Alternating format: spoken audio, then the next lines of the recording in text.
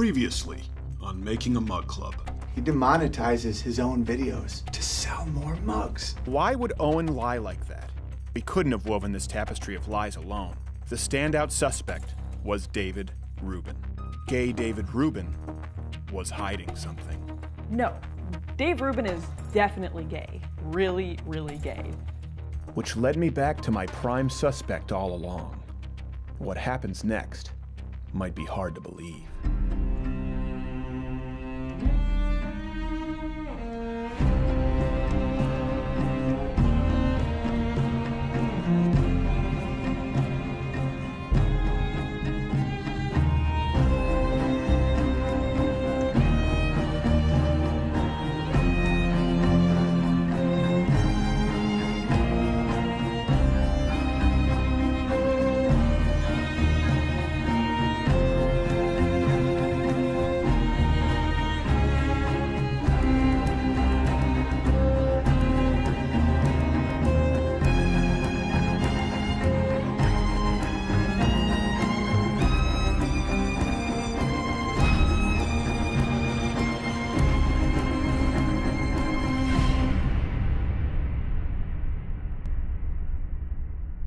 Though still not entirely convinced of his homosexuality, I had crossed Dave Rubin off my list of primary suspects. But more than anything, when focusing on a motive to take out Mug Club, one person stood head and shoulders above the rest: Benjamin Shapiro. Cunning, ruthless, very Jewish. Benjamin Shapiro not only has a vested interest in the destruction of Mug Club financially, due to it being competitive with its asbestos-laden tumbler and having far more success, but in the industry it's well known that with Benjamin Shapiro, he hides a secret that he'll do anything to keep from going public. Benjamin Shapiro not only hosts a daily podcast and syndicated radio show, he writes articles every day for DailyWire.com, and up until recently also hosted a 3-hour morning drive show in Los Angeles. An impressive workload, to be sure, until you realize that Benjamin Shapiro uses a body double. It's well known in the podcasting industry that Benjamin Shapiro has a stable of body doubles ready to fill in for him at a moment's notice, and he'd do anything to keep that information from getting out, even if that meant taking out the one subscription service that was clearly superior. But to make this stick, I'd need more proof. So I decided to start with Benjamin Shapiro's morning commute. I took into account Los Angeles traffic and Benjamin's daily stops to see if time-wise, the math added up. It didn't. The best place to start was to confront the suspect himself, because we needed answers. Who is it? Mr. Shapiro, I'd like to ask you a few questions. I'm actually quite busy right now, as a matter of fact. Or should I say, I'd like to ask your body double a few questions, if you have a moment. I'm calling the cops.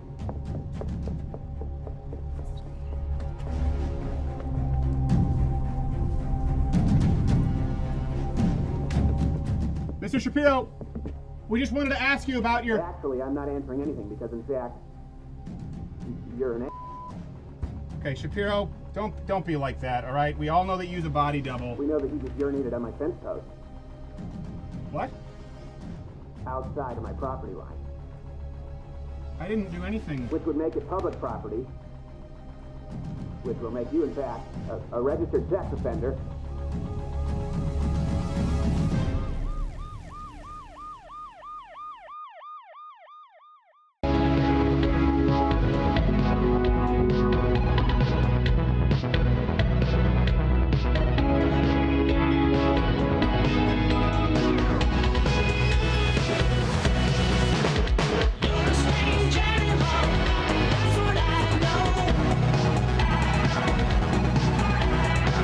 Understand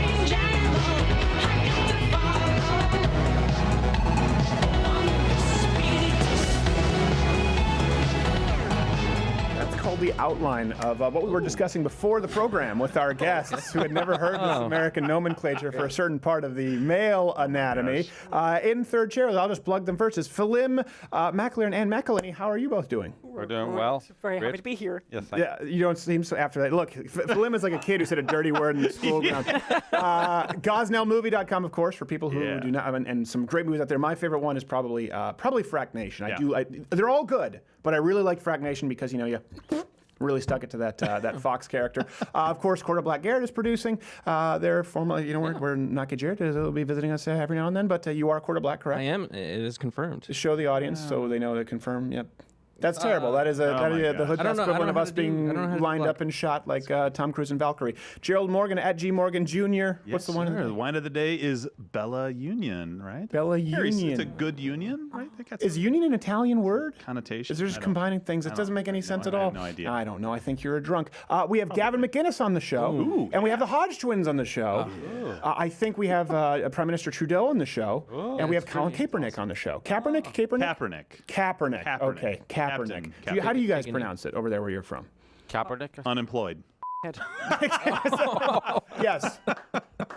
I love it. Translates French. Not to be confused with head, which will totally bleep, so you don't know what we were talking about before the show. Here's my question too. Obviously, this week it's been all about Kavanaugh. How much of it did you actually watch the hearing? And with all of the misinformation out there and the professional protesters, we'll be talking about this later. I want to know. Comment below. What do you consider from the left to be a conspiracy theory, like Russia, like patriarchy, versus pure propaganda? It's a thin line, and it's been blurred quite a bit. But first, before we talk about that, we are going to have to talk about a 2-minute ad from Nike. You've seen this narrated by none other than Colin Head as our Irish, our lovely Irish lady said. Here's a clip.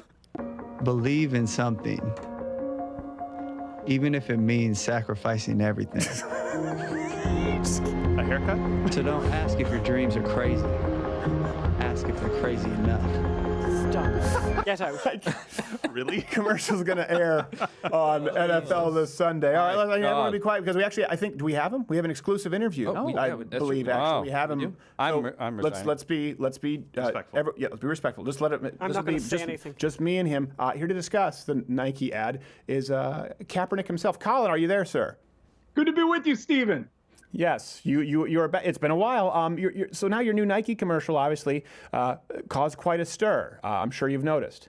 What are you thinking? How are you feeling about this now?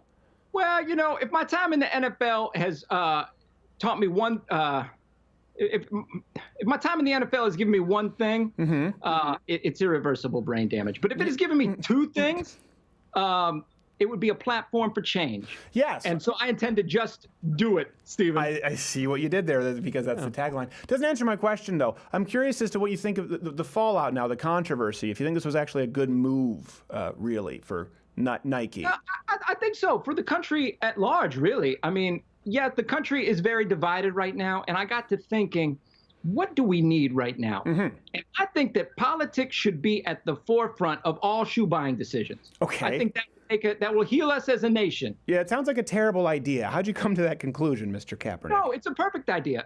For example, did you know that Chuck Taylor owned slaves? I did not know that. I'm not in his manner. I don't think that's accurate. These are questions that consumers should be asking themselves, Stephen, before they make any shoe buying decision. Like Doc Martin, what was he a doctor of?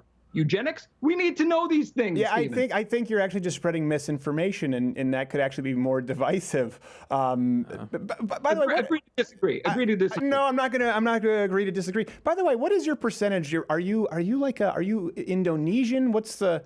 It's a little ambiguous here because I want to make sure I don't get it wrong. I promise you, with more lead time, I'll do the full Ancestry.com on Colin Okay, Kaepernick. all right. Next time, please, 23andMe this because this is going terribly. Do you miss the NFL? Do you miss San Francisco? Did you find them to be a little bit more tolerant of I miss San Francisco like I miss an open receiver, Stephen. Not very often, okay? Last time I was in San Francisco, I saw a man simultaneously pinching a vein and a loaf. To give you an example of San Francisco. Good riddance, Stephen. But, it is a left-leaning town, so I would think, you'd welcome their support. That's true. And that's just the building, Stephen. That's just You see what I did there? The Yeah, building. you're kind of doing a Jake LaMotta. This is at I'm doing the all fading sorts of moments. rebranding this week. Okay, all right. I don't want to step on it. So okay, the buildings, but San Francisco. I mean, think about that for those are the people. 52% of Americans don't like you. Most people don't like you. Does that bother you? Well, I think some mistakes were made. Okay. I think in hindsight being what it is, Yeah. maybe I shouldn't have 2020, I chosen think, is the what you're looking anthem, something that people revere so much, to take my stand. That's why actually I'm trying to try something else. This spring I'm actually doing a charity Easter egg hunt. Okay. Yeah. I don't know how that. Over at Arlington National Cemetery. It's going to be really well, great. okay, yeah. I think I'm going to learn from a lot of my mistakes from the past. I think you just need to make better choices. Another one just as a kind of a pro tip, the blazer does look like it's from the 1980s. It looks like something that Sylvester Stallone's wife from Rocky IV would have worn at some point. I don't know. Who said I wouldn't be wearing shoulder pads this fall, Steven? Okay, I see you did there. Finally, Mr. Kaepernick, what impact do you think that this is going to have on, since we're talking about long-term impacts, children? Children, when we're talking about the sporting community, obviously they're a big component to that.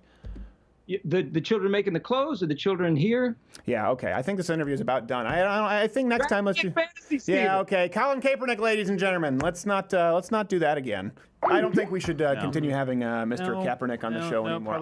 I also think he was scared off by you, Ann. Yeah. I don't think he was thrilled by your comments. I don't think he earlier. liked the name. I don't follow football at all. All right, so here's the deal. Like this guy, I just want a couple of numbers, right? His last 2 seasons in the NFL, he was 5-11 and 2-14. This is a guy that sucked at his job and he's out of it. This cost him nothing. He sacrificed nothing. This was his only way to get paid post-football. Probably had to spend a little extra on knee pads. The budget adds up. Yeah. Wait, you're misconstruing that. I mean, because he kneeled. Oh yeah. What did you think? Hey, we know what he thought. We know what he thought. We've heard his filthy mind. And way to turn on a brother really quickly. Real fast. That You're the happened only quick. person who's possibly more black than him. Exactly. He doesn't count. He looks Persian. All right. I don't even know what Persian exactly is. In Trump news, because we have to talk about Trump, an anonymous senior official, that's how you know it's legitimate, has admitted to being a part of, quote, the resistance inside the White House. This comes from the New York Times. Direct quote, many of the senior officials in Trump's own administration are working diligently from within to frustrate parts of his agenda and his worst inclinations. You've been reading about this? Yes. You've been hearing about this? Yeah. Well, you trust the source? Well, it reminds me of, and I wrote about it today in Town Hall, when we were doing fracking, the New York Times ran a piece, an anti-fracking piece, where they quoted a federal insider, an industry insider, a senior official on these emails. They redacted the names. The Senate was able to go back and look at who these people were. It was the same intern. It's the same intern? So there was an intern. They split him into a senior insider, a federal insider, and an industry insider. He was an intern at the Energy Information Association. Wow. Can you confirm this, Ann? He was like God, basically. He was like a holy trinity, He was everywhere and nowhere. I've never seen you let him speak that long. Oh, that is okay. We're not. This is Me Too. Me Too hashtag. You need to take Me Too over. hashtag. There's only boys here, and I'm alone. Grab his. And this is the second time this has happened. The other time was off air. Right. Me Too hashtag. Grab his headset mic and grab so he doesn't have anything. You got all. You got all. What you were going to say there when you said grab his. No, mic. grab his. Well, especially given the Irish are a filthy people. No. I came here. bombs and dirty jokes. No, I came here in good faith. And it just went all down. Anyways, well, this one, no one knows for sure who wrote the article, actually, but we do have our own suspicions. Yeah, he's not very good with the. I feel as though that could be interpreted properly and seen as cultural appropriation. That is the bad side. That is exactly what that is. This person better hope they remain anonymous, in my opinion. That's the only person probably whiter than Philim that I can think of. It's Mike Pence. He's from down the road. He's from Ireland. Is he really? Yeah, he's from down the road. He's literally. He's from. Seriously, you know the way people say, you're from Ireland. Oh God, I've got a friend in Dublin, or I've got a friend in Galway. I'm from Ireland. We met Mike Pence because some of us were invited to the White House. We're not going to get into it, but there you go. It just happened. And Mike Pence said, Phelim said to him, do you know Ireland? And Mike Pence looked at him like he was a simpleton and said to him, yeah, I spent summers in Tubbercurry. No one would lie about spending summers in Tubbercurry. Trust me. Crappy. Well, it's kind of the middle of nowhere, in the middle of nowhere, which is Roscommon. My mother's from Roscommon, so I'm able to say Our one that. fan in Tubbercurry right now is like, son of a And you know what? I'll bet you someone is going to get in touch from Tubbercurry, because we went to Ireland, by the way, when we were promoting the Gosnell film, and we were in Galway, we were in Dublin, and Phelim and I were there in our own country. We're obviously Irish. Irish heroes. And the next thing, this like band of people come up and said, "Oh my God, we love you," which people say to us all the time, by the way. You know, "We heard about you on Louder with Crowder," and we're going, "Seriously, the guy from Detroit is the guy that told you about that?" Like, how does that even happen? That seems so wrong. You mean that half Canadian scumbag? Well, actually, that is what I said, but I was. No, they changed it in post. They changed it in post production. I was trying to be nice. You and Dean Cain. Dean Cain gets recognized by a lot of young people who hadn't actually seen Lois and Clark. So he's like, I've done a lot other than Louder with Crowder. No, it is sad. I wouldn't want this to be my legacy. Hallmark And movie. I am the show. I don't want it to be my legacy. Really, have you got a singing career ahead of you, or what is it? What is the? I think mixtapes. Mixtapes. I'm doing some sampling with tracks. Or he's going to be in the next Dinesh D'Souza movie. Yes, Singing. I will. The problem is I won't get enough airtime because my name's not Dinesh or D'Souza. By the way, hit the notification bell for those who are subscribed, because subscriptions don't mean a whole lot. Join Mug Club. You get the daily show like you see today, only every single day. And of course, you can join up on iTunes for the Labor Day weekends when you want to listen. And if you're very good when you come on the Louder with Crowder show, they don't put coffee in here; they put beer in here. They do put beer in there. The fact that you're speaking that way That may have been a mistake, makes me a little actually, uncomfortable. It's giving me a hand that rocks the cradle vibe. Number one. I'm going to count them down to the show. Speaking of Pence, this is actually a good segue. Turning to Mexico, Guadalajara just legalized sex in public to prevent extortion. That's fabulous. If you're not following the line of law, I didn't initially. Let me read a quote from Newsweek. Council members say it's to prevent police from extorting young couples caught having sex, and also to channel police toward investigating more serious crimes, including the region's rising murder rate. Well, it would seem that should be at the top of your priority list. Yeah. But of course, cops are funny. I mean, in London, they're running around policing people's Twitter accounts while the murder rate's going through the roof. Yes, and van control. But I can see why people are a little upset, because Trump actually immediately exploited this with a loophole through Tinder. And deported. And she's gone. Oh la la. Frankly, this I like. Well, just thank God if it were Obama, it'd be Grindr.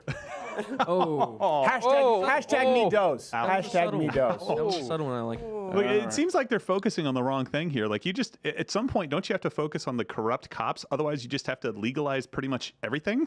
At some point, you have to focus on not being Mexico. Yeah, well, exactly. Gang violence, well, the cops are corrupt, so just legalize that so that they're not taking bribes. Well, that's like what happened in Portugal. When people point to it as a success, they ended the drug war. But I'm like, do you know how much they've spent on these massive public rehabilitation programs? And I understand constitutionally, if someone wants to do heroin in a state, I understand the argument for it. But Portugal is not a shining beacon of success. People, they have heroin. It's like shanty towns. Yeah.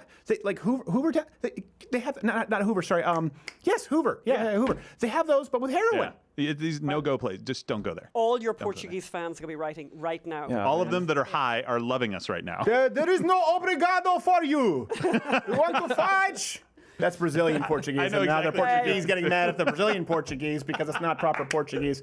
Finally, the jeans company, Levi Strauss, you know them as Levi's, I call them Levi Strauss, is teaming up with a new gun control group because it's 2018 and they simply cannot stand by silently. This is a quote from the company. Americans shouldn't have to live in fear of gun violence. It's an issue that affects all of us, all generations, and all walks of life. Thank you, Levi's. This is the direction they're choosing to go. Stands, of course, in stark contrast to notoriously pro-gun Wrangler's jeans, their recent commercial with their spokesperson, Brett Favre, who was dragging a gay behind his pickup, which seemed a little bit... Why does he have a ball as bag? though, well, I don't think you need to ask why. I love how Anne laughed and Philem's like, we shouldn't be on the show. This was a grave mistake. Oh, the beer helps. We have a wide theatrical release coming. Yes. That's right. By the way, Guess Jeans still won't say what they believe in, so you just let that one ride. See what we did there? Every now and then something a little bit clever. I want to toss to you here because you've done so many films as it relates to media, and obviously you sat under you were pupils of the great Andrew Breitbart. Yes. When I see you guys, actually, you're probably the people I see most. I see Andrew the most because I was introduced to Ben through Andrew, but he just loved you guys. I think it was the accent a little bit. I'll be honest. That seemed to add to it. But you guys were in charge of big environment back when it was Breitbart, big Hollywood, big government, big environment. Yeah. We toss this to the audience. We're going to get into the Kavanaugh debacle this week, the charades. Do you think that the left is the wing of conspiracy theories, or do you think it's just propaganda? I think the left it's fairy tales. Okay. They like fairy tales, which are kind of they love a great story with a happy ending and and a villain and all that. And, they don't. It's conspiracy theories, but they're with a fairy tale running through them. I suppose all conspiracy. So yeah, conspiracy theories. So it's like Aesop's conspiracy theory. Yes.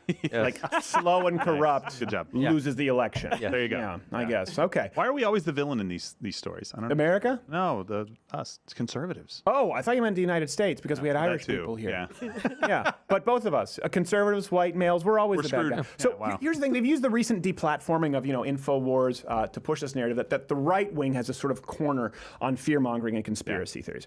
Now, not only do I think the narrative is untrue, but organizations like CNN. This is my presupposition here. This is my contention. CNN is far more dangerous in the long run.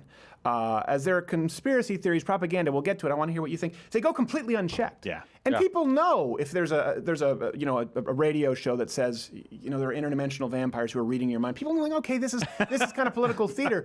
But when it comes to CNN, they're actually selling people a false bill of goods. Keep in mind the textbook definition of conspiracy theory. I want to make sure we bring this up. Of course, Merriam-Webster, apparently a white supremacist racist. All of that. We have to preface it. A theory that explains an event or a set of circumstances as the result of a secret plot by usually powerful conspirators. So, the Kavanaugh hearings have showcased this pretty damn clearly that this has been a big part of the left. So we'll talk more about the hearing a little bit later. It was chaotic few days. Did you follow it a lot? Yeah.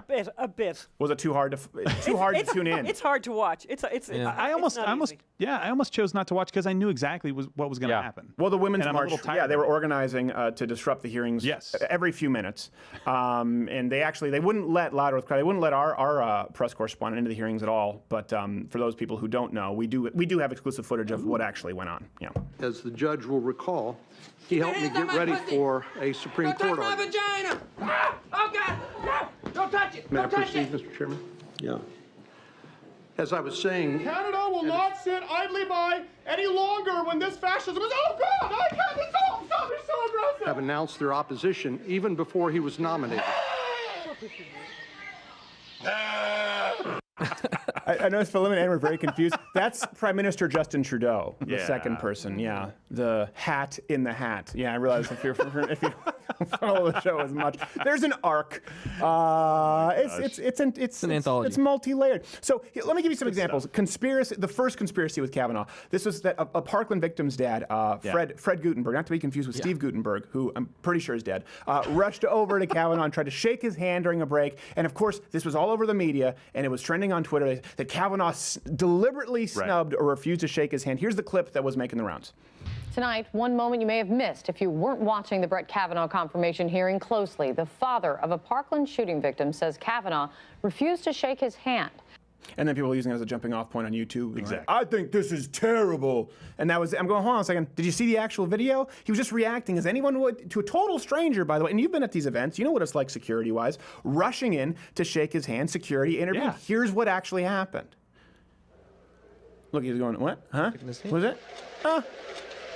Probably not. I don't know you. Yeah. Moving on. You had no idea that was going to be national news for 24 hours. This is like not a story at all. I mean, who cares? Well, what's worse about it, keep in mind, this is a planned publicity stunt. Yeah. Did you know this? That Feinstein actually invited Dad to be there and said ahead of time, I have a quote, "I will be at the Kavanaugh hearings and I hope to play a role in ensuring that this man does not become the next Supreme Court justice." Holy cow. Does that make Feinstein a crisis actor? How does that work?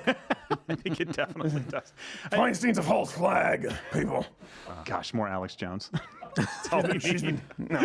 Or Jesse Ventura. Or Jesse, yeah. Feinstein's been putting fluoride in your tap. This whole thing is a charade. I mean, really. I mean, come on. It's political theater. That's all they're doing. And they're counting on the fact that we won't do our research.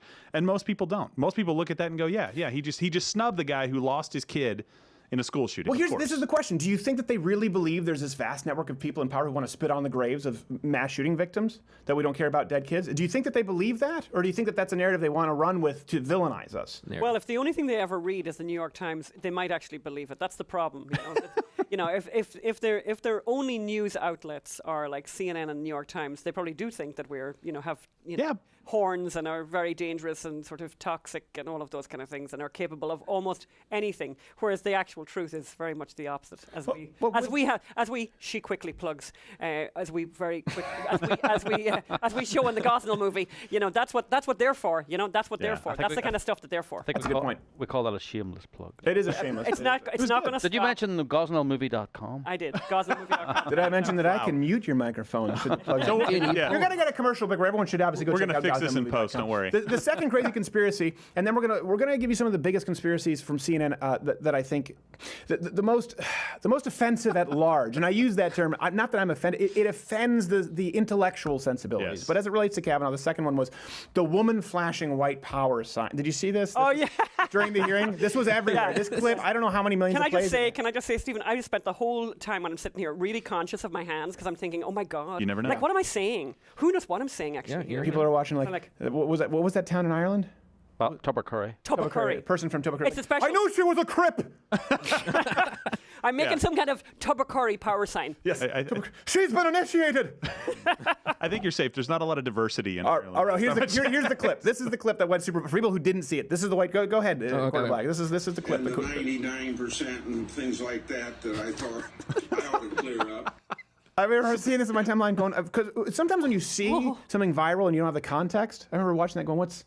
Do you know something? People really, what's very scary in the world is that some people have far too much time on their hands. I don't know if you've heard that expression. I mean, we came across that when we were making like Frack Nation, making films about the environmental movement. One thing that struck us was a lot of women involved, even though I'm a Me Too, very much Me Too. What is this? Oh, that's hashtag. Yeah. Of course that's you hashtag. Just What can't did you stop think I was doing? You just can't stop yourself from the gang symbol. Of course I'm always that gang single. And gonna give it to you. Yeah. She gonna give it to you. But basically you find an awful lot of people in the environmental movement are people with a lot of time on their hands, an awful lot of money and an awful lot of time on their hands. Yeah. And you know what? They'd be better off going home and knitting, or I don't know, macrame, cook something. I don't know, do anything. I don't even know what or other activities. Macrame. I don't know what macrame is. It sounds like a crossbreed between macaroni and macrame. Or no, maybe it's origami. Is it origami? That's an Asian. Embroidery. That's out of all of our wheelhouses at this point. Origami. Did you find out about the woman? Did you know who she was finally? We know who Mexican, Jewish American. Yeah. Family Polish Jews who escaped the Holocaust. Oh my gosh. It doesn't oh my God. She's like a walking diversity Photoshop. It's like CNN can't do research because it burns. I can't possibly. I can't. Is PubMed in the browser bar? I can't. Maybe they'll get hit by a car. That's the news that we get today, Stephen.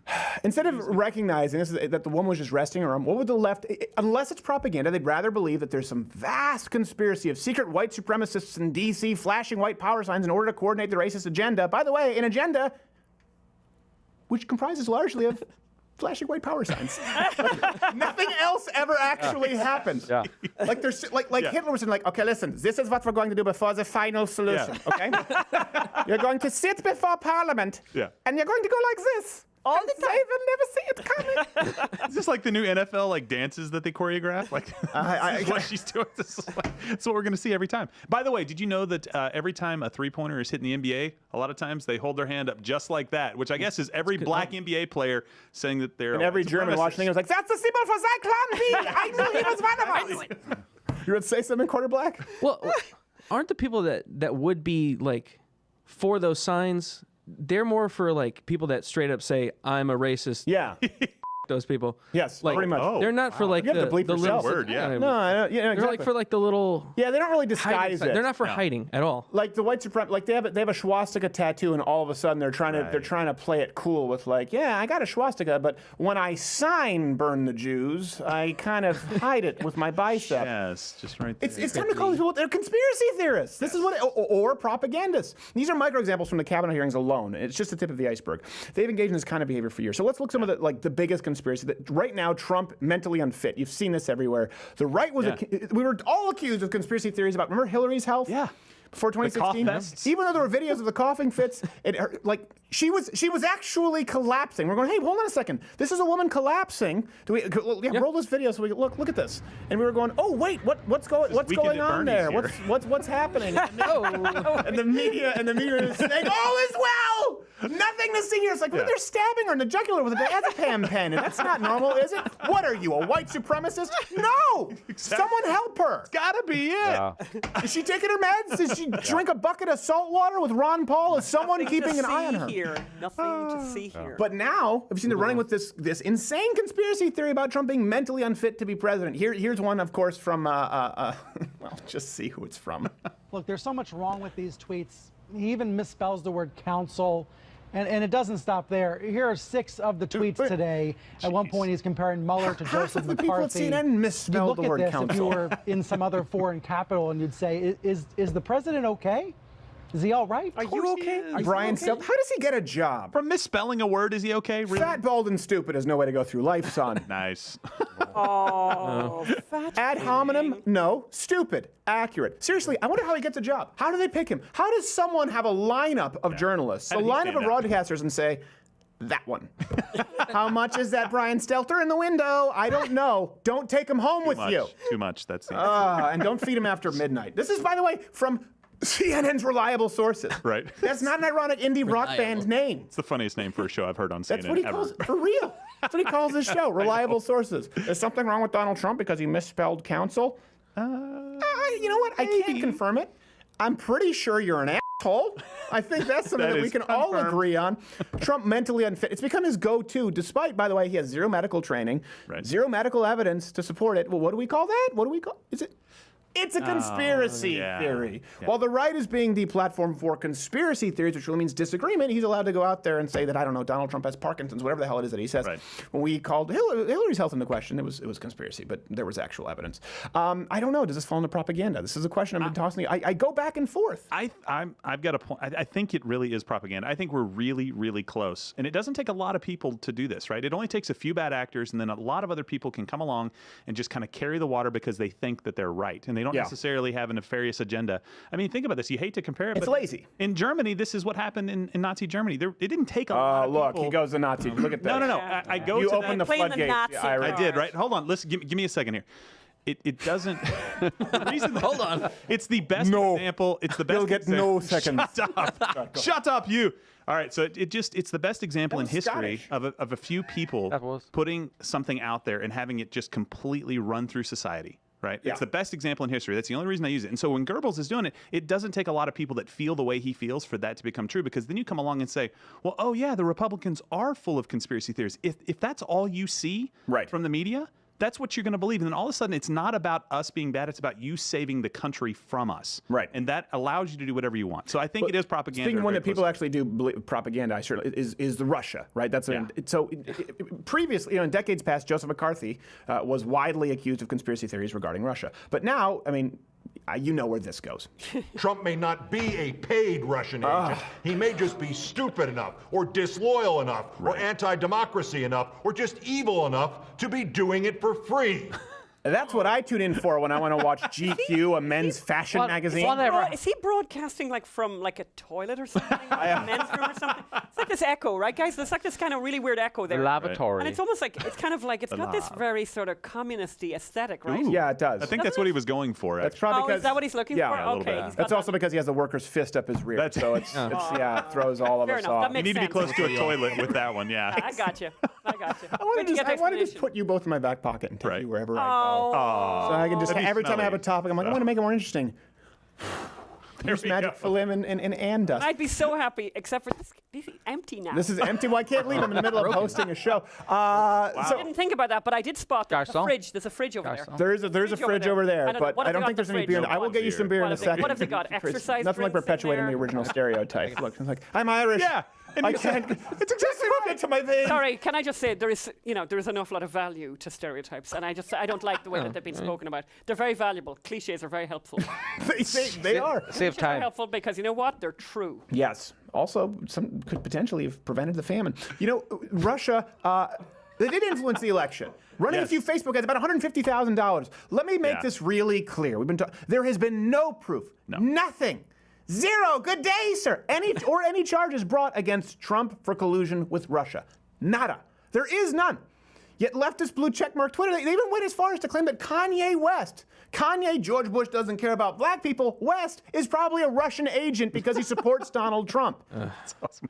That's how far it goes. It's paint the umbrella of everyone who disagrees with us as a conspiracy theorist. Another one we got to clip along here real quick because we have to get to, we have Gavin McInnes and we have the HodgeTwins. The patriarchy. This is one, there's some vast, coordinated, systematic attempt to keep women out of the top of industries and careers, right? You've seen this. Yeah. But I think we still haven't ended patriarchy. We still haven't ended this whole idea that we're in, that You're somehow men dominate, men determine the agenda, men have the authority, and women come later. And I think violence is the mechanism which keeps patriarchy in its place. What? Who is she? What's wrong with her? What happened to her? It's kind of crazy. What happened to her in her childhood? Freud doesn't even have a form for this. Yeah. And by the way, it's a theory that relies on a bunch of sub-conspiracies that have been debunked, like the wage gap. It also ignores massive amounts of statistics that contradict it. And again, this is key to conspiracies, right? You always go, well, the Earth is flat. Well, hold on, why is the Earth flat? Because if you go up in a helicopter and then you don't basically land in Phoenix, it's not round. Right. What are you talking about? Volcanoes! What? What's happening, right? This is what they do. And they ignore all of the evidence to the contrary. So with women, of course, far more successful than men in college, education in general. They dominate certain industries like healthcare. Again, if it's patriarchy, it's not very effective. If it were a patriarchy, we wouldn't allow that haircut. Right? No. If we made the rules, we wouldn't allow her on the TV We wouldn't allow screen. her on television. She wouldn't be anywhere near it. It'd be nothing but Cindy Crawford and Christy Brinkley 24/7. That's it. Elle Macpherson, when she plays her cards right. Another conspiracy, privilege. This is another one. I think this is genuinely, just like the patriarchy, the claim that everything is based on oppression. No data for this. It's preached as gospel truth on networks like CNN. Do you agree that there is such a thing, aged and since we've been then. hearing Have you a lot seen about Lemon it recently? As white privilege. She won't watch Lemon. I can't Of course it's real, and I'm white, and I have it. I can walk in the street in New York City and put my hand out, and no taxi will pass me by. That's not true. What? Yeah. I've had that happen many times. Are you greasing the taxis union? Hang on, the second guy's black, is he? No, the second guy is not. The second guy's white. Then sorry, what did he say? He was saying no one passes me by. In other words, I can get any cab I want as a white person. Yes. And that was before Don Lemon looked like dead Johnny Mathis. Yeah. I think taxi drivers are kind of jerks to everyone. So. Yeah.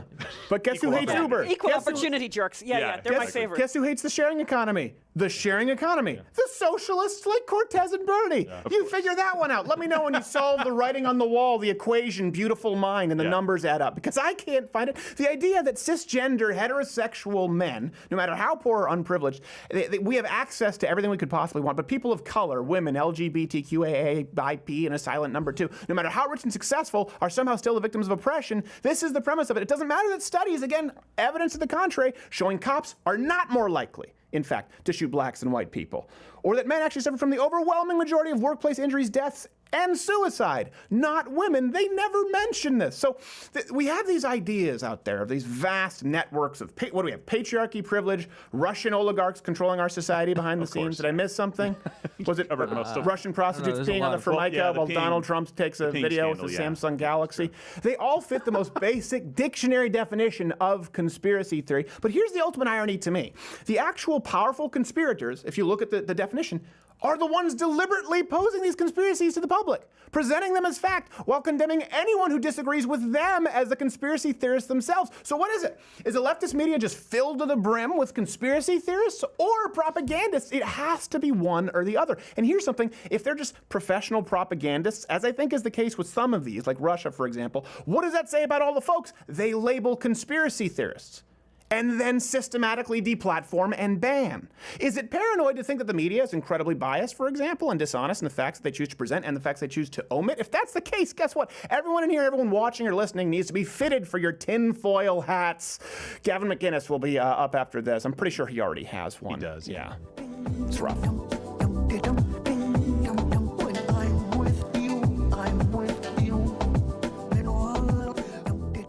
Greetings, America. Hopper here, telling you to not be afraid to try something new. Like me in the pool. I used to be scared of it, but once I came in with Boy Human, I realized it's not so bad. And I can actually cool down when it's hot in the summertime. Oh, Baba, stop petting me. Okay. But it's like many of you out there with Mug Club. You may think it's expensive, but $69 a year for students, veterans, but You should join. It's worth it. Totally worth it.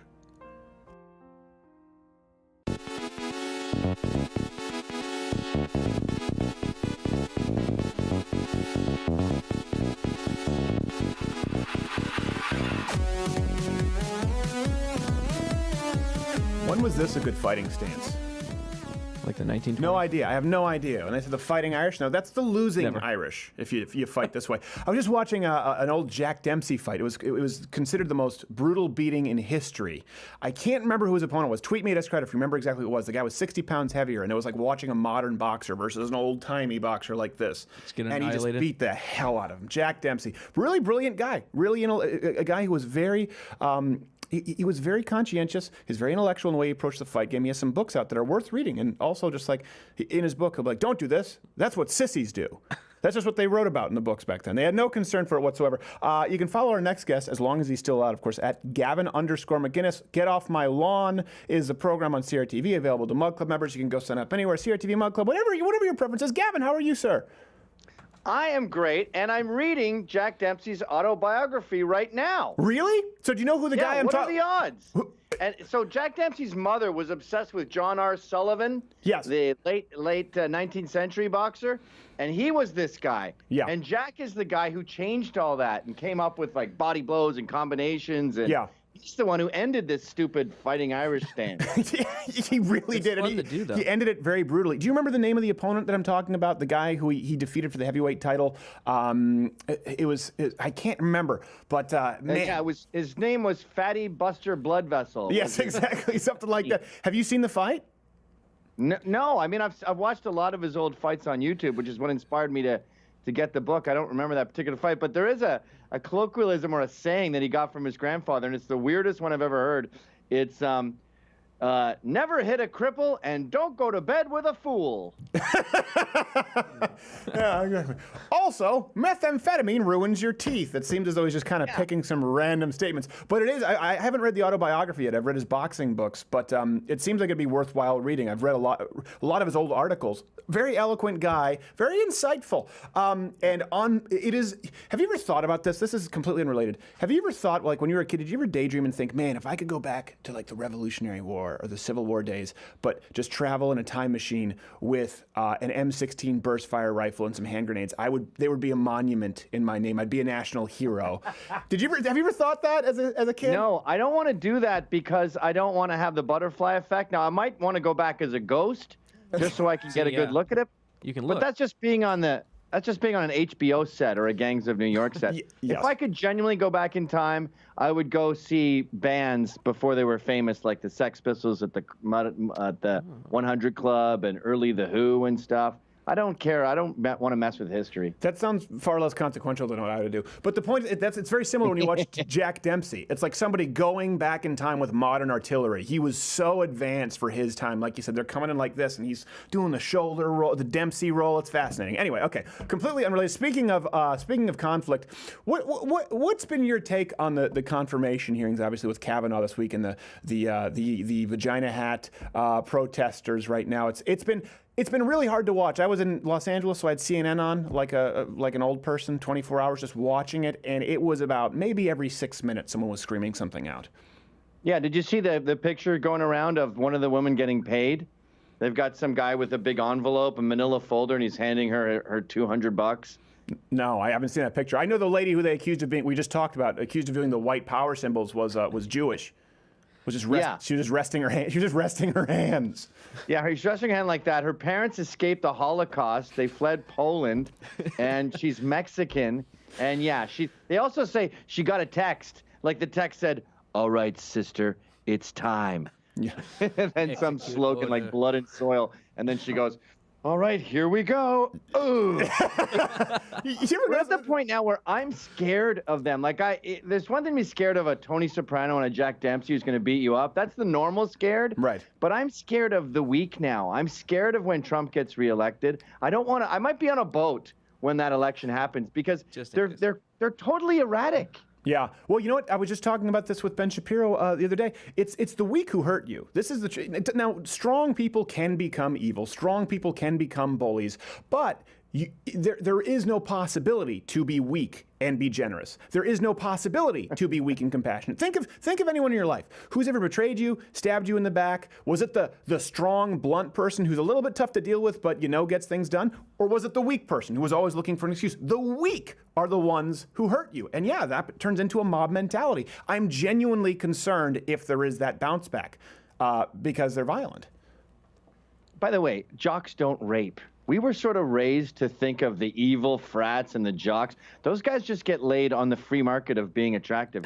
It's the beta male comedians that are molesting girls when they're asleep. Yeah. And it took me like 45 years to learn this fact. And that's why, by the way, that the Duke lacrosse thing or the West Virginia, whatever it was, Virginia Tech thing, were so eagerly pursued. UVA, yeah. Writers like Sabrina Erdely, they go, oh, good, you got a big, strong, broad-shouldered blonde man with a letter on his jacket raping girls in a coffee table that's smashed. I love it. Let's go. I don't care what the truth is. Right. But the truth is, as you say, it's the weak that are in there like little rats, like chewing at your ankles. Yeah, and this is where, do you think that these are conspiracy? We just did a whole segment about conspiracy theories versus propaganda. Do you think that the Russia deal, do you think that's a conspiracy that they're trying to get to the bottom of, or do you think it's just propaganda? With this, do you think it was a conspiracy that white supremacy, or do you think it's just propaganda that they knew this was? How long did it take their research department to find out this girl was Jewish and descendants of Holocaust survivors? Sometimes I go,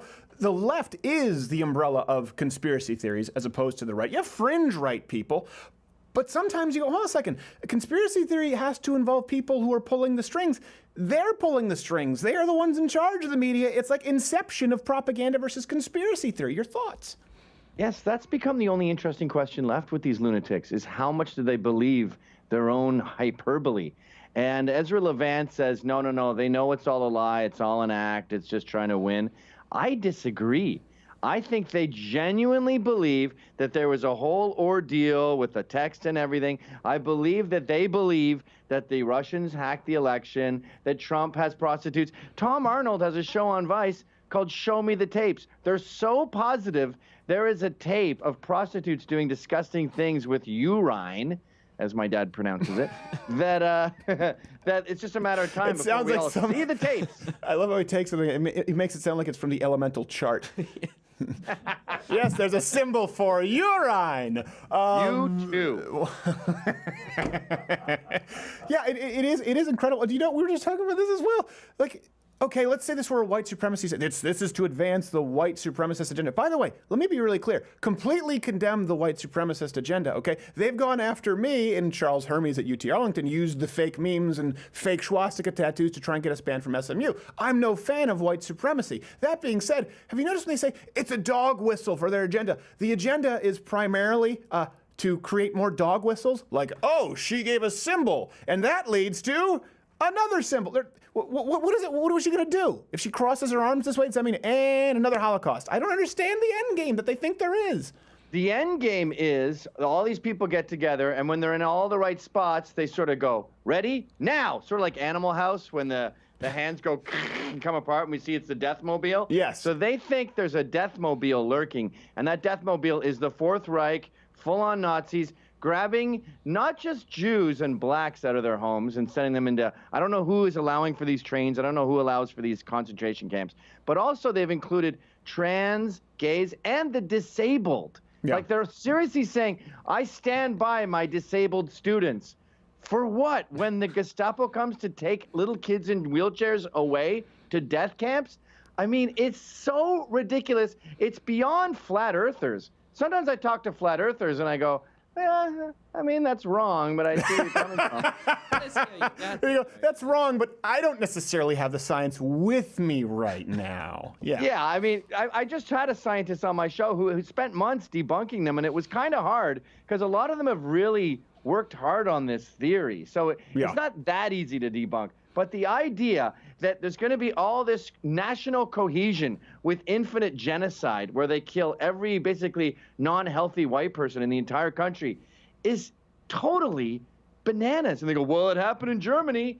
Yeah, lots of things have happened in the past, and those people were obliterated. You know what else happened in the past? Communism seeped in and led to 100 times the deaths that literally Hitler committed. And literally Hitler also, by the way, was socialist. They like to say, well, National Socialist. It doesn't matter if it's National Socialist or Democratic Socialist. Democratic Socialism becomes National Socialism because it's the national identity voting in their interest. Someone said this recently, said, you're just mad because we're coming for that. We're coming for your cheddar, talking about Octavia Pintanina Santa Maria Cortez, saying, we're coming for your cheddar. Now, I will say, I'm relatively wealthy now this last year. I'm not rich, but I'm pretty grateful for where I am. I don't see any need to be ashamed for it, and a lot of people make a good living. But I'm going, hold on a second, wait, coming for that cheddar? You're coming for the cheddar for people who employ dozens, for people who've created multiple six-figure incomes for other employees? Not to mention, you're not coming for anything, because guess what? When these socialist revolutionaries try to come for the cheddar, we're just going to pay their friends more than them to protect us. I don't think they thought it through. I don't think they know how much cheddar we already pay. My education tax just to live here is tens of thousands of dollars. Yeah. But the way they talk about this white power stuff again and again and again, and outside of like some crazy little cottage in a hill in the Appalachian Mountains somewhere. Imagine just anyone across the country, Texas, anywhere. They're sitting at a dinner party and you're meeting a new guy. It's like your cousin's new boyfriend or whatever. Like, so what are you about? And he's like, oh, I hate blacks and I obviously hate the Jews. And I'm hoping we can sort of get a thing going where we round them up and, burn them, gas them. I don't even care what, throw them in a big hole. Everyone at the table would just be going, Also, that kid on crutches. White supremacy. What? Also, that kid on crutches. Yeah, I'd like to do him too. Also trans people, of course, and the disabled. Like, no one would go, oh, so that's what you're about. Oh, I've heard a lot about you guys. Apparently, you're in the White House and stuff. Oh, Yeah, he's one of us. We have a dog whistle. It's like we have a bat signal. It's just a toupee and a pair of orange teeth. It really is crazy. And then this is, of course, used to justify acts of violence. And justify, if you actually look at Kavanaugh and you look at his history, I can't remember who it was who was interviewing him, but it was a conservative Republican who was unhappy with the fact that he actually was part of a case that said you couldn't voluntarily pray before, I think, football games. Something along the lines where it didn't side with Christians. And as a matter of fact, it could be interpreted that this case law sided against voluntary religious liberty on campus. And I don't think people realize how moderate in a lot of ways Kavanaugh is. It doesn't matter anymore. I think that's what the right needs to understand. It doesn't matter if you're Kavanaugh. It doesn't matter if you're Trump. It doesn't matter if you're Ted Cruz. They're coming after you. All right. He never said he was against Roe v. Wade. He said, that's the precedent. I have to follow the law. And the other part about that is, why is that a feminist issue? About 50% of women are pro-life. So I don't understand what the hell these feminists are screaming about. He never said he was going to overturn it. And it's not a woman thing. It's an ethics thing that most women are, or at least half women, are against. Yeah. Well, I think you probably find about the same statistics regarding murder from men and women. Probably an even split. What do you mean?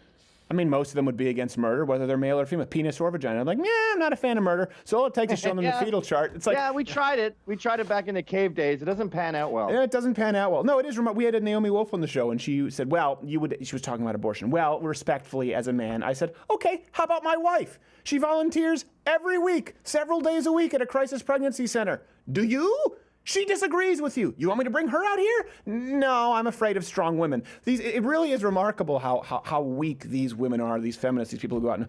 Now, do you have a protester in mind who sticks out at you with the Kavanaugh hearings? Yeah. Her name is Linda Cockroach, which in Arabic is Linda Sarsour. She's wearing a hijab. If you have a hijab on, you are traditionalist Muslim, you're a devout Muslim, you're pro-Sharia law.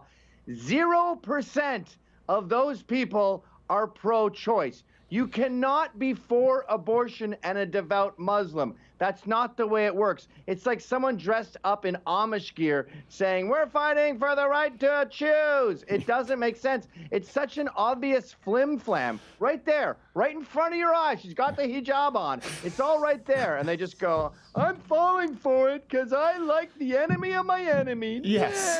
That's a good comparison. It's a scene that I missed from Witness. I know you are and hands off my vagina. All right, we do have to get going. It is Get Off My Lawn at CRTV. Hey, by the way, have you been reinstated? What's the Twitter situation? I'm banned for life. Oh, I'm sorry, and I plugged that right off the bat. I thought because Jack Dorsey was bringing some people back, you were amongst them. I'm sorry, I didn't mean to rub any salt in it. So get off my lawn at CRTV. Where's the other best place people can find you? That's the only place I've been sequestered, painted into a corner. Well, then everyone, I'm alone here. Join up. CRTV, go watch it. We have to go, Gavin. We have HodgeTwins next. Okay, here we go. Healthy woman goes into a abortion clinic, comes out dead, and there's no police report. The prosecution has offered you a plea bargain, Dr. Gosnell. I'm not guilty. There's nothing that man did that protects women. You better win. Gosnell, rated PG-13. Oh, bother. The couch cushions have me again. Oh, bother. Are you just gonna look at me like that? Oh, bother. Help Hopper escape the sofa cushion cracks. Join Mug Club today. It's his only chance.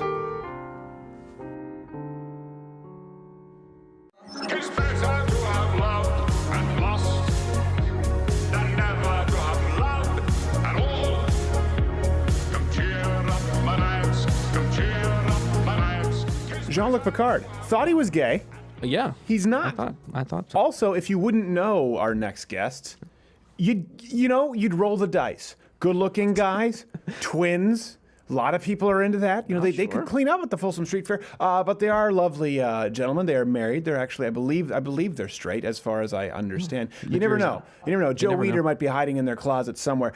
You can follow them at HodgeTwins on the Twitter. HodgeTwinsTour.com. You've got some upcoming dates in Salt Lake City, Southern California, Kansas, Denver, Texas, Florida. HodgeTwins, how are you, gentlemen? Oh, man, we doing great, man. Yeah, we just made a move to Vegas, man. Yeah, that was expensive. I can imagine expensive. Now, what was the move to Vegas? Taxes? Yeah, I mean, being self-employed, those state taxes. Federal is enough, but then the state taxes take our money. So it's like, man, we got to cut back some places. This damn big government, man. They take all your money, man. It sounds to me like each time you visit the program, you're more conservative, if not also more increasingly afraid of dogs. I used to lean right, but now I just jumped off the cliff. Would you say that's a more recent, like in the last year and a half? Because I remember the first time you were on the show, you were saying, yeah, you had been kind of watching some of our stuff in Shapiro, and now it seems like, you moved across the country because you were pissed off at taxes. That's a contrast. Yeah, I look at Fox News all the time now. Yeah, man. I forgot all about CNN. I'm a straight Uncle Tom now.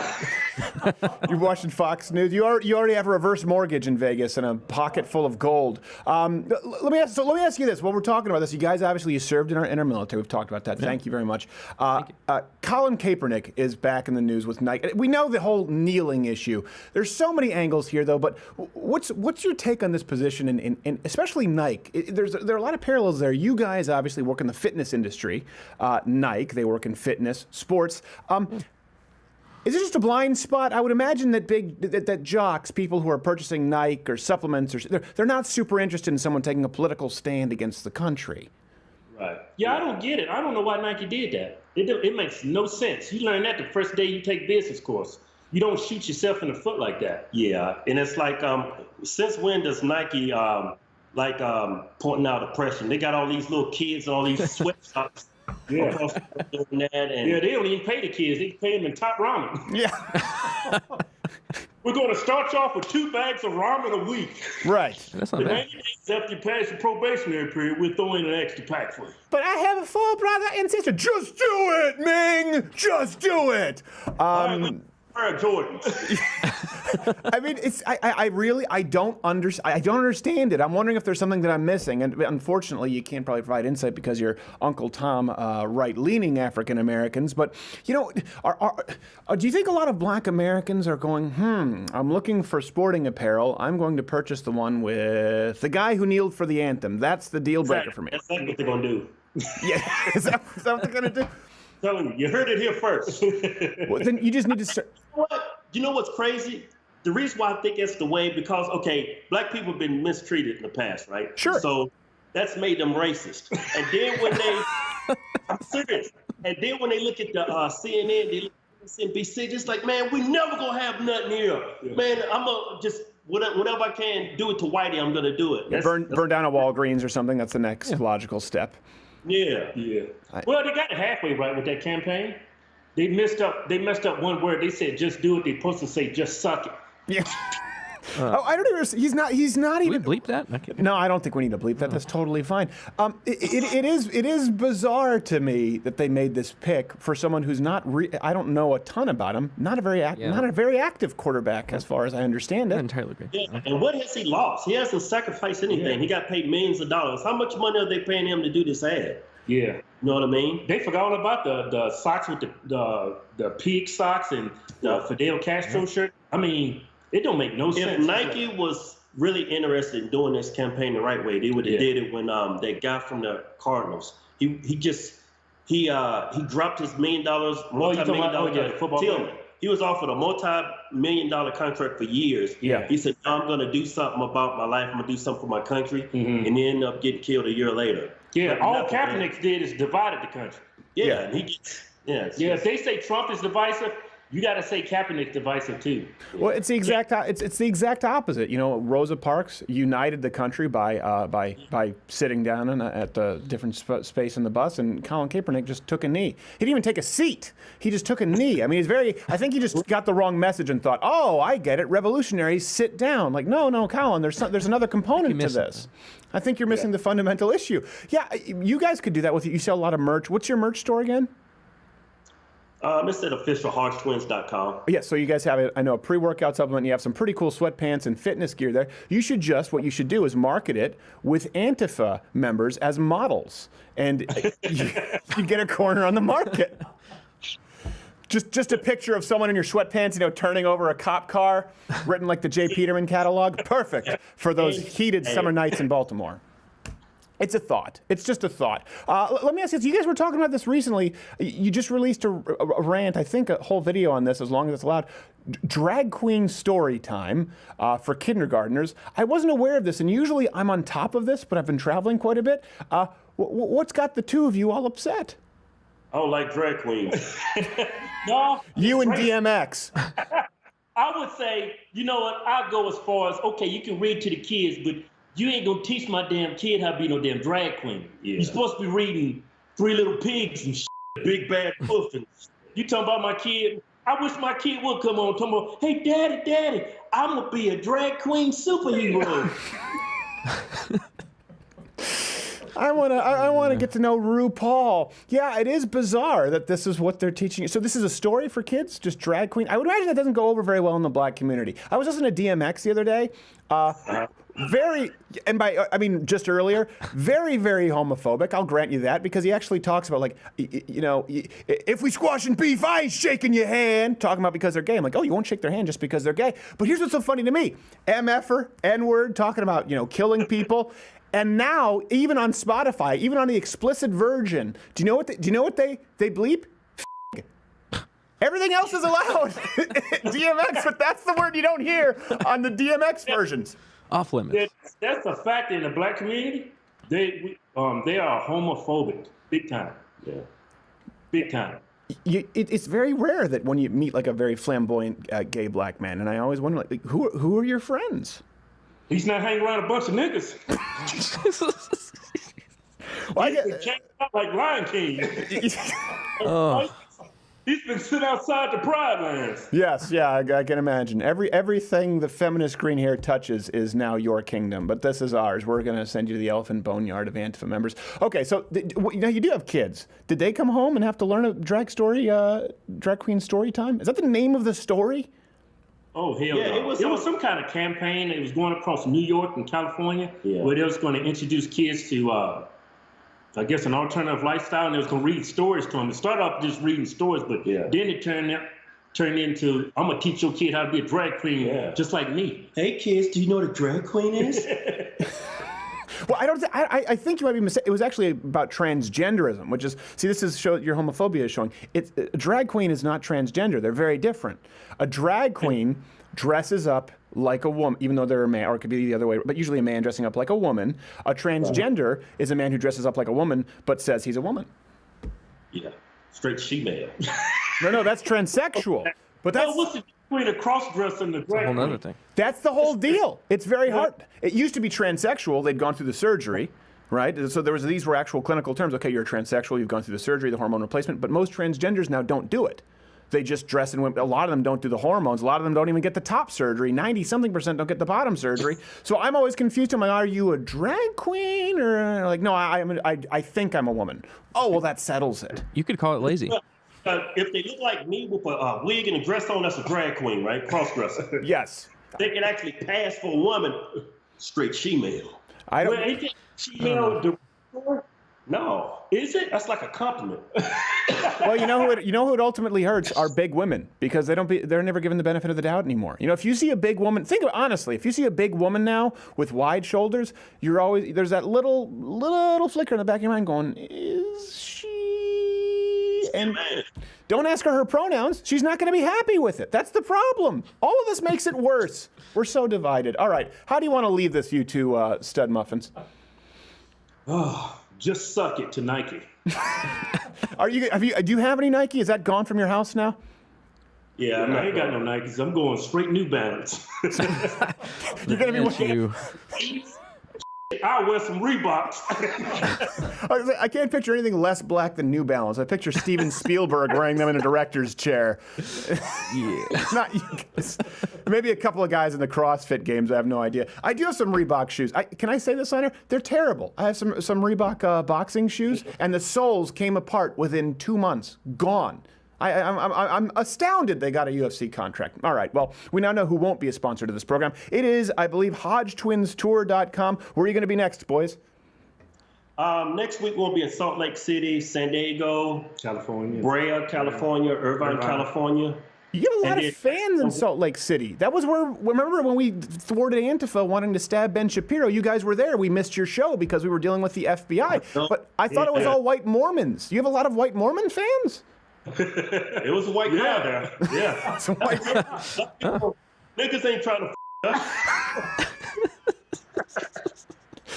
our shows are white. Yeah. There's a couple niggas sprinkled in, but they got white girlfriends. Conservatives. I love how that won't be bleeped, but if you use the word that will. So, you know, we'll keep just keep it in mind for your next mixtape. HodgeTwinsTour.com, and of course at HodgeTwins on the Twitter. Hey guys, always great. We're gonna have you back here hopefully in third chair soon in studio, but we gotta go and wrap this up. There it is again, so strong.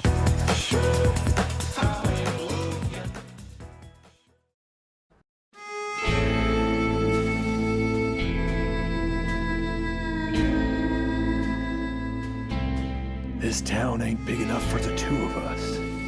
Actually, as a matter of fact, geographically, there is physical room for... I've had enough of your asbestos-laden smug talk. Fill your tumbler, you son of a...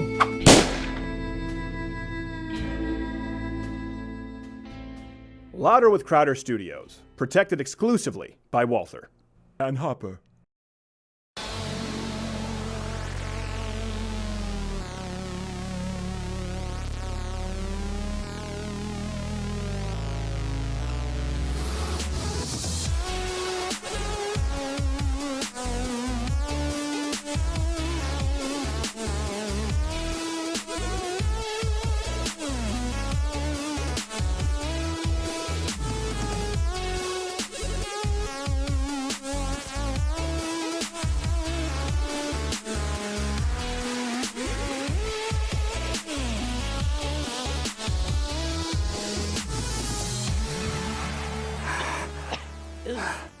That's called the attempting to be sexy, and only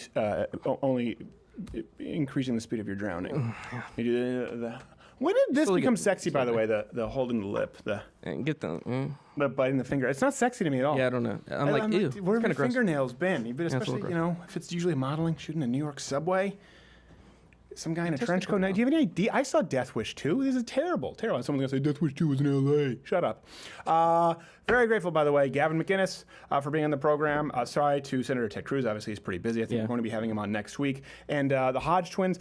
And next week's schedule, I don't know exactly what it looks like because we're gearing up for one of the biggest Crowder confronts ever and some big change my minds. And I know a lot of people saying, well, we changed my mind because we did it in front of the White House. And something else I should tell you too. I'm doing a show with Ben Shapiro, the Sunday chat show for the whole hour. Prager Fireside Chat, a PragerU video coming out. And by the way, the Socialism is for Figs shirt. Do not purchase it. Do not put it up on Instagram because it has been banned as hate speech from Instagram. So don't go out there and scramble to buy this because we are discontinuing it, meaning that it's in limited supply. Don't do any of those things. Do not support the program by joining Mug Club or buying the shirt that Instagram does not want you to have. Because unless you want to be super cool and doomed to a life of success. Yeah. I just figured I'd let that ride. Well, thank you very much. Something I wanted to talk about, because I was actually talking with Ben Shapiro about this recently when we were speaking on the phone. You hear this a lot. You hear right now when we were talking about CNN and we were talking about kind of what's been going on with Kavanaugh. We've been talking for a long time, obviously, about Antifa and Black Lives Matter. And you hear people often complaining, saying, well, someone has to do something. Right? We hear that all the time. Someone has to do something. He was asking me, we do this kind of pre-interview, and he was asking me about this show and what it was that inspired me to do this show. This show is the result of someone has to do something. Let me explain what that means. And this was important because I have an email recently from someone from the YAF conference, and I appreciate the email that you've sent. By the way, life advice at loudwithcrowder.com. We'll be doing a whole episode with nothing but life advice that you probably won't want. But I remember a time when every conservative I knew, including myself, about how there was no conservative late. They're like, where's the conservative late night? Where's the answer to the Daily Show? You still often hear it, right, from people who watch cable news. How the left has a stranglehold on comedy. Everyone kept saying that we needed someone's got to do something. And I remember pitching this program. Now, whether you like it or not, this is not the point, whether you enjoy the program or not. I know many of you do not, but you're here anyway, and I appreciate you suffering through it with us. I really do. Sometimes I wonder why you watch, but I appreciate it. I pitched this show day in and day out at Fox News for 4.5 years and was told that it would never work. This very show, what you know also, by the way, has changed my mind, was turned down by, I think, every major conservative publisher. Everyone, all the ones that I can think of. There might be a few that didn't, so I don't want to drag anyone through the mud who wasn't involved. But at a conference table, the phrase, conservatives don't like comedy, they only want Obama doomsday books right now, were actually spoken. Surprising. So I think this is important because we often, someone's got to do something. We have people even come up after the show, like, what do I with CNN with my friends? Someone's got to do something. And I don't want to point to anyone specifically. We're hiring, right? And you can go to loudwithcrowder.com to see we're hiring, we're moving to new spaces, expanding all the time. There were some people when we were hiring, very good people, but they effectively just wanted to take part. We have like an 80% dropout rate. They just wanted to come and kind of work. This isn't for you. This is the kind of place where you do whatever it takes. You grind until it's done because what? Because somebody has to do something. It applies both ways. If we stop doing this show, there's no one to carry the mantle right now. There's no one else. There's no one else who's going to provide this. And we keep putting ourselves through something that obviously the ringer, it's very difficult, and we're getting more people coming in to do the program. I was talking with Ben about this. They have much more staff than we do, but we do it because someone has to do something. This is us doing something. You know why people can't stand complainers? And this is someone has to do something, the person who just sits idly by and says this. And believe me, I'm going to tie this into a way that's hopefully helpful. It will be helpful if you have ears to hear. You know why people can't stand complainers? It's not just because they're annoying. But they are. It's because in complainers, we see weakness. And in weakness, we see untrustworthiness. We see betrayal. The left loves to vilify. I was just talking about this with Gavin McInnes, and this was what kind of spurred this. I was just talking with the left. They love to vilify the strong as toxic. Let me ask you, how many times have you been betrayed in your life by a strong man or a strong woman? How many times have you been backstabbed by the person with a backbone? The person who may be a little bit tough to deal with, might be a little bit brash, might be a little bit blunt, but gets things done. How many times have they screwed you over? Think about it genuinely. No, it's the weak among us who hurt us. And we see weakness in complainers. Someone who's about how things shouldn't be so. Oh, I can't believe that things are this way. You and I, we all subconsciously say, oh, so you're not doing anything to change that it's so. They're just waiting for somebody. Somebody has to do something. That's inaction. And inaction is a decision. Someone's got to do something. We hear that all the time. Stop being the person who says that. Be the person who does something. And let me tell you something. And as an employer, because what I'm about to tell you applies to anyone in your life whose respect is needed to be earned at all, or is worth earning. If there's anyone whose respect you need to earn or you think is worth earning, this applies to you. As an employer, the most valuable person to me is a guy who comes to me with solutions to problems that I didn't even know existed yet. The most valuable, the MVP is the guy or girl who says, I noticed this wasn't working properly, or I noticed that this could be made more efficient, and I thought we could fix it through ABC or XYZ. I do have your permission to do so. I am the person looking to give you more money. Are you man enough to take it? That's the person employers are looking to promote, and it applies to every aspect of your life, from your work to your relationships to your marriage to your finances. You know who the least valuable person is in a company? It's the person who says problem, problem, problem, and doesn't give you any solutions. And months down the line, still no solutions. Because anyone can find a problem. But when it comes to fixing it, by God, somebody has to do something. Well, could that somebody be you? No. Somebody. I mean, somebody in the abstract. Somebody finds a way. And these people do this because the person who is trying to do something. Also, this is another important component to the whole. Someone's got to do something. The person who is trying to do something, if you become that person, most of you aren't, by the way, will inevitably fail. That's a part of being the person who does something. You know who never fails? The person who sits by and says, someone has to do something. Will someone please think of the children? How about you think of the children? Someone has to do something. And then they can sit by and find more problems and point to the failures of the people who are doing something. But in the long run, they're not the ones helping you, providing solutions. Not only are these people less valuable in an employment situation, they cease to be valuable to anyone in their life. You know, the problem finders. Someone has to do something, guys. Eventually, they find themselves, or herself, cast out from workplace, society, marriage, their friends. Sure, they might band together like we were talking about with Gavin McInnes and a few others. Somebody got to do something, guys, for a bit, make themselves feel big, a mob mentality, but that crumbles. Back to the individual do something guy. The guy who says, I can do X, Y, I can do this. I can do A, B, and C to fix the problem. Right now, do I have your permission? That's the person I'm looking for in a company when we're hiring. And you know what? So is everyone else. It's not just about, that's the person your employer's looking to promote. That's the person your friends are looking for in a true friend. That's the person your wife is looking for in a husband. That's the person you're probably looking for in a wife. That's the person your kid's looking for in a dad. That's also the person God's looking for in a disciple. Oh, did I strike a nerve? Did I strike a nerve with all the nobility and poverty, pious, fake Christians?